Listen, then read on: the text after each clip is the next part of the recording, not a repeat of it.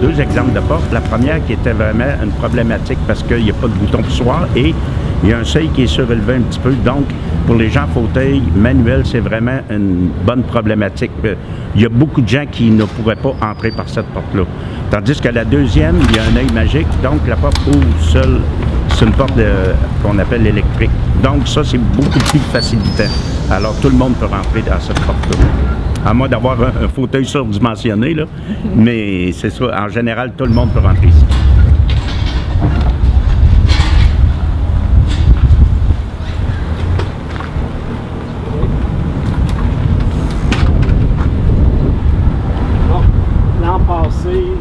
L'an passé, ici, ça n'avait pas été rénové. Le trottoir était moins large.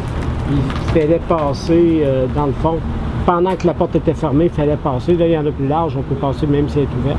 On peut tourner, mais c'est quand même pas la grande accessibilité. Vous voyez, la porte, il n'y a aucun bouton, soir, il n'y a rien. Ça, c'est des petits commerces de quartier. C'est triste. Regardez, ici, on voit que s'il y a de la glace l'hiver, comme il y a une pente pour l'écoulement des eaux, ben ça pourrait être glissant, on pourrait tomber en bas. Il n'y a rien, il n'y a pas de garde ici pour prévenir. C'est essentiel le bouton électrique parce que de toute façon, conduire un fauteuil électrique, conduire, tirer la porte, ouvrir la porte, conduire, puis souvent les portes c'est très lourd en plus. Alors on se ménage un peu les épaules. Donc, c'est très apprécié, les boutons électriques. Et c'est apprécié pas juste pour nous, les personnes à mobilité, c'est apprécié aussi pour les familles, les mamans qui arrivent avec les poussettes. Je me fais tellement dire ce commentaire-là. Et je pense à vous, madame, depuis que j'ai un enfant avec la poussette, parce que de plus en plus, les poussettes, je sais pas ce qui se passe, ils réélargissent, là. Alors, ils sont très contents de pouvoir utiliser le bouton électrique pour ouvrir la porte. Je suis pas capable d'ouvrir. Oui, madame, rentrez-vous? Oui, ma chère madame, merci beaucoup, c'est très gentil. Ah, oui. Merci, monsieur, merci. Allô, bonjour.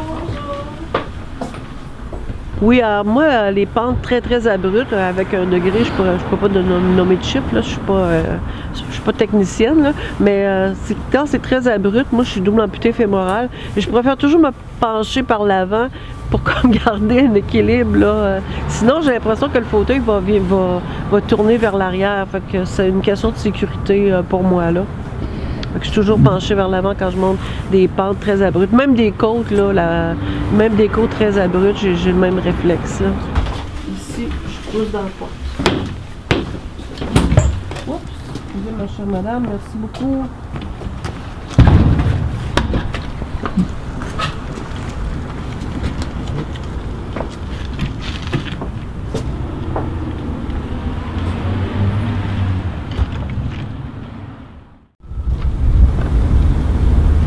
Environ un an, ils ont refait la rampe d'accessibilité de mon immeuble. Mais malheureusement, elle n'est pas dans les normes d'accessibilité universelle.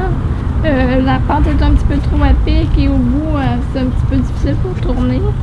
Les personnes en fauteuil manuel ont beaucoup de problématiques à la montée et la descente quand c'est abrupt. Mais les personnes en fauteuil motorisé, c'est un petit peu moins problématique.